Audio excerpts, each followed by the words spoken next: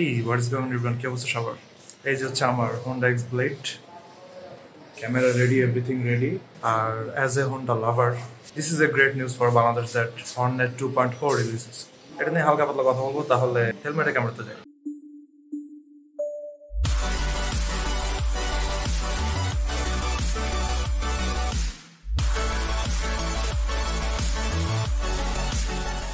তো মোটরসাইকেলটা হালকা ওয়ার্ম আপে দেই।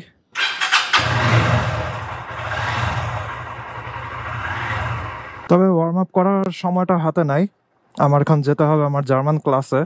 আর হর্নেট 2.0 এটা নিয়ে হালকা পাতলা কথা বলবো। আপনারা ভালো খারাপ যাই বলেন না কেন, দামটা কিন্তু অনেক কম্পিটিটিভ একটা দাম দিছে। অ্যান্ড এই বাজেট যাদের থাকবে তাদের কিন্তু অনেকে এবার হর্নেটের দিকে ঝুঁকবে। এই জন্য আমি বলতেছি এটা একটা কম্পিটিটিভ প্রাইস। অন্যান্য কোম্পানি যারা আছে তাদেরও এই দামে আসা লাগবে। অলরাইট, বের হয়ে গেলাম মেইন রোডে। আকাশ পুরাই নীল আজকে, একদম পারফেক্ট। বৃষ্টি হওয়ার সম্ভাবনা আশা করি নাই। তাহলে আমার হোন্ডা হর্নেট 2.0 নিয়ে কথা বলা শুরু করি।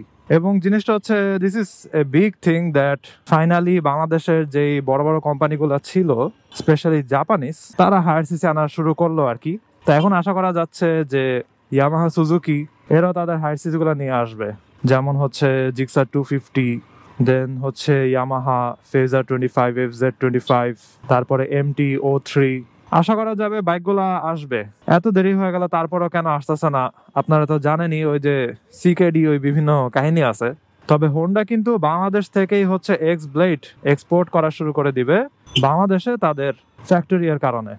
যাই হোক, হর্নেটের কথায় যদি আসি, সবার ফার্স্টে হালকা পাতলা একটু স্পেসিফিকেশন নিয়ে বলি। যে বাইকটা যেহেতু নতুন লঞ্চ হয়েছে, অনেকের কাছে ইন্টারেস্ট থাকতে পারে।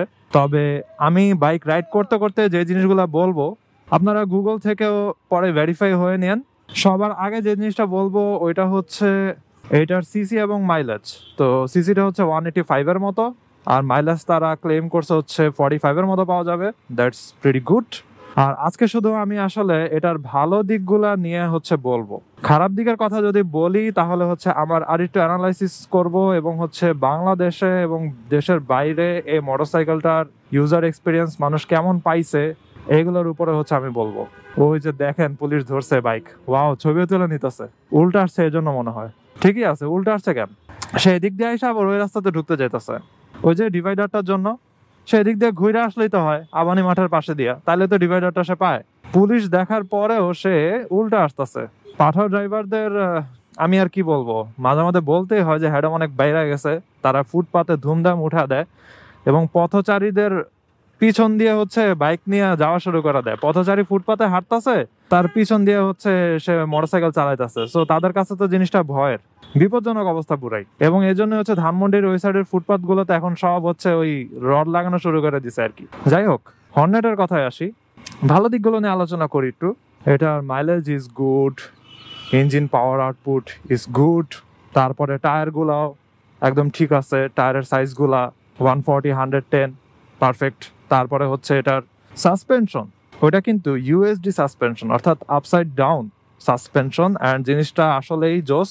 এটা আসলে রাইড করার সময় বোঝা যায়, এবং আপনি যখন হচ্ছে ব্রেক টেক করতে নিবেন তখন এই সাসপেনশনটা অনেক ভালো খেলে। তো ইউএসডি সাসপেনশন দিছে, নাইস। তারপরে হচ্ছে ফুলি ডিজিটাল মিটার দিছে। মিটারটাতে হচ্ছে আপনার টাইম টু হিম, তারপরে এভরিথিং তো শো করেই। গিয়ার ইন্ডিকেটর আছে, যেটা হচ্ছে আমাদের নর্মাল যে হর্নেট ছিল 150 ওটাতে নাই। সো গিয়ার ইন্ডিকেটরও এটাতে দিছে। অ্যান্ড হচ্ছে আপনার আই গেস ব্যাটারি ভোল্টেজটাও দেখা যায়, এই জিনিসটাও খুব ভালো করছে। আর হচ্ছে সার্ভিস ইন্ডিকেটর। তারপরে এই যে এখানে একটা CB150X, এটারও কিন্তু আপসাইড ডাউন সাসপেনশন।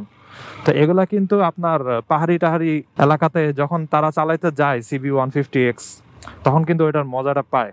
তো অনেক নাটক টাটক জল্পনা কল্পনার পরে হর্নেট আসছে দেশে। এই জন্য আমি বলতেছি যে we got CB Hornet 2.0 before GTA 6। তো GTA 6 এর জোক আছে না, যে we got this before GTA 6, that before GTA 6, ওরকম আর কি বলতেছি আমি।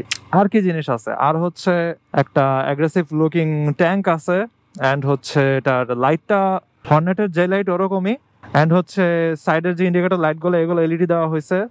তারপরে হচ্ছে আপনার হ্যাজার্ড ইন্ডিকেটর আছে, যেমন আমার এক্সব্লেডও যেটা আছে, যে একসাথে 4টা লাইটই জ্বলবে, ওই সিস্টেমটাও আছে ওইখানে। এই তো মোটামুটি বলা যায় যে এই জিনিসগুলো দেওয়া হয়েছে।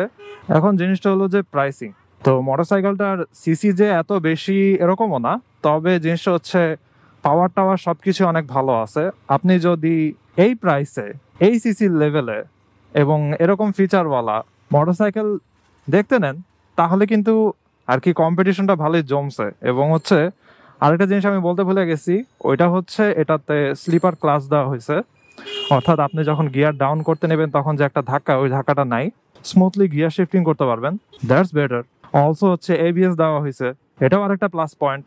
তো প্রাইস যেটা ধরা হয়েছে ওইটা হচ্ছে 2,89,000, আই গেস 90,000-এর মতো।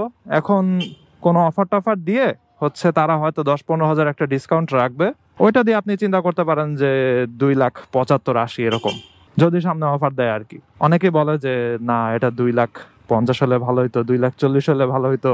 জিনিসটা হচ্ছে যে আপনি যদি, আমি কোম্পানির নাম বললাম না, অন্য কোম্পানির মোটরসাইকেলের দিকে তাকান, তারা আপনারে কম টর্কের একটা মোটরসাইকেল যেটার পাওয়ার একটু কম, ওইটা আপনারে 3 লাখ প্লাস দামে সেল করতেছে আপনার কাছে। ওই সময় আপনার কোনো কমপ্লেন নাই। কিন্তু এখন হচ্ছে এই মোটরসাইকেলটা আসলো, এটা হচ্ছে স্লাইটলি হায়ার সিসি এবং হচ্ছে ফিচার্স গুলো আছে ভালো, তো এটার প্রাইস 3 লাখের কমে আছে। সো তখন আপনাদের কাছে ভালো লাগতেছে না। এখন জিনিসটা হচ্ছে এটার যদি প্রাইস এখন 3 লাখও বলতো, তখন মানুষেরা বলতো যে না, 2,60,000 2,70,000 হলে ঠিক ছিল। যদি এটার দাম মানুষ 3.5 লাখ ধরতো, তারা ওই সময় মানুষ বলতো না, 3 লাখ হলে ঠিক ছিল আর কি। জিনিসটা এরকমই, human psychology. By the way, আজকে আই গেস FZS ইয়ামাহাটা হচ্ছে ভার্সন 4 মেবি লঞ্চ করা হবে। দেখা যাক ওইটার প্রাইস তারা কেমন ধরে। তো এই কম্পিটিটিভ প্রাইসের ভিতরে যদি তারা এই হর্নেটের আশেপাশে প্রাইস দিতে না পারে, তাহলে কিন্তু ঝামেলা হবে। মানুষের যাদের মনে করেন বাজেট এই হর্নেটের কাছাকাছি আছে, তারা দেখা যাবে যে হর্নেটের পিছনেই ঝুঁকবে বেশি। আমি যদি আমার নিজের পার্সোনাল অপিনিয়ন দেই, দামটা ঠিক আছে। যদিও আপনি যদি ইন্ডিয়ার প্রাইস হিসেবে চিন্তা করেন, তাহলে হয়তো আরেকটু কমা উচিত ছিল। তারপর আমি বলবো যে অন্যান্য মোটরসাইকেলের, অর্থাৎ এই সিসি লেভেলের ভিতরে অন্যান্য মোটরসাইকেলের দামের কাছে তুলনা করলে এটা মোটামুটি ঠিক আছে। আর আরেকটা জিনিস, ইন্ডিয়াতে আই গেস এটা হচ্ছে 1.43 লাখ নাকি 1.3 লাখ এরকম যেন।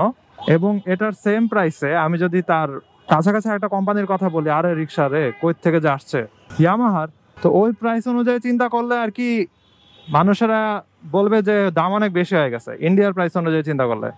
এখন আপনি যদি মনে করেন R15 এর দিকে তাকান, ইয়ামাহারটা, তাহলে দেখেন ওইটা ইন্ডিয়াতে কত, 1.83 লাখ, কিন্তু বাংলাদেশে ওটা কত হয়েছে, 5 লাখ, 4.5 লাখ।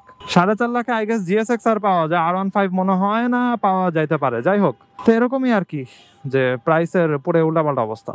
যাই হোক, আজকে ভিডিওটা এখানে শেষ করি। অ্যান্ড হর্নেট নিয়ে ডিটেলসে ভিডিও একটা করব আমি। আরেকটা হচ্ছে আমি যাইতে পারি সিটি হন্ডাতে, গিয়ে একটা ওয়াক অ্যারাউন্ড ভিডিও করব এবং সামনের থেকেও দেখার এবং চালানোর ইচ্ছা আছে।